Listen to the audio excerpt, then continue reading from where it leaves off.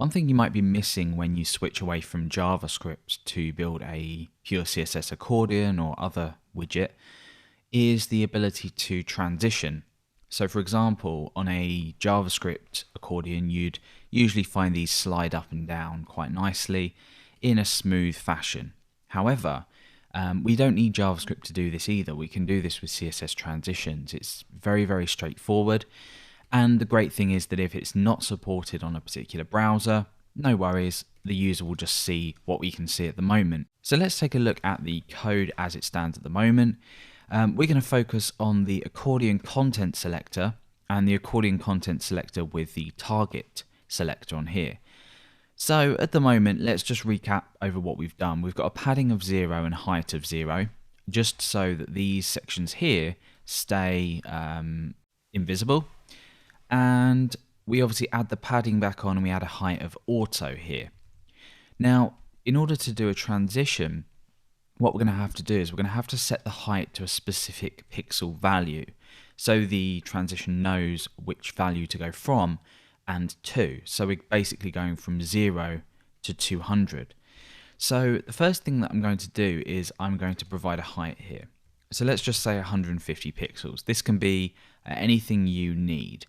And obviously, in this case, what's then going to happen is if we, it still works as normal, but if we were to have a little bit of extra text, maybe in the first accordion, so let's add a couple more paragraphs here with a few more bits of lorem ipsum.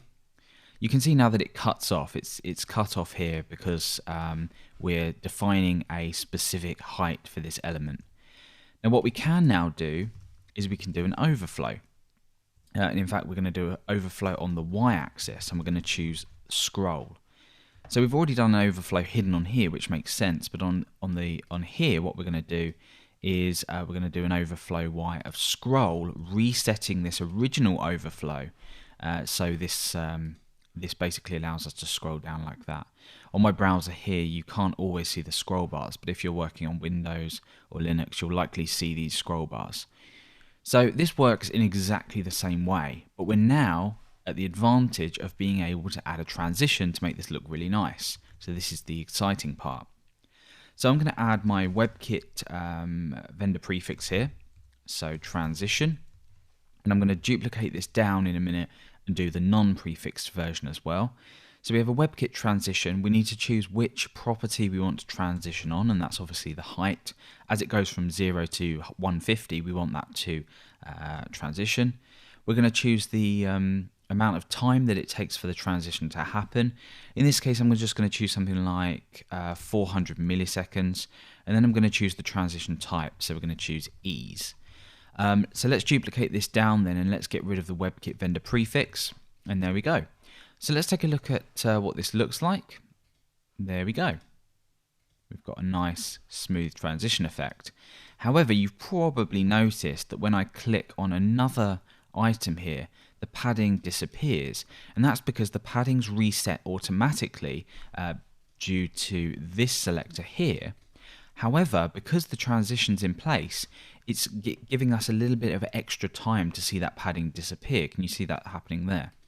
So what we're going to do is we're going to actually get rid of the padding here and the padding reset, and what we're instead going to do is add the margin or the padding to the content within this. So if you're working with some kind of grid system, your grid will probably have margins on the outside, so this shouldn't be too much of a problem. Otherwise, within an accordion, you could add an additional element that had its own margin. So you could either do something like margin on this P, like so.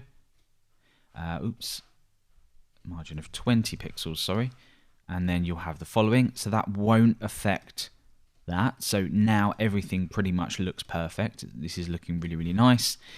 Or what you could do is you could have an additional selector, like something like inner, not P, inner. And then you could maybe have, say on this one, let's get rid of this paragraph and let's create a div called inner. And then within this, you could have a paragraph with lorem ipsum, and we can create another one in there with lorem ipsum. So you've got an inner div here, which then will mean that this shouldn't be affected. The reason that's happening is because we've got paragraphs within here with more margin. So if we just get rid of that and keep the default, then you'll see exactly the same effect. Okay.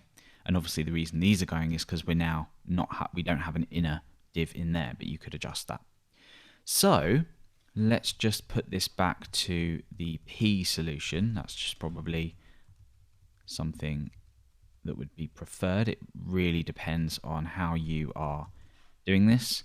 And there we go. There's the final result. A nice transition effect on our pure CSS accordion.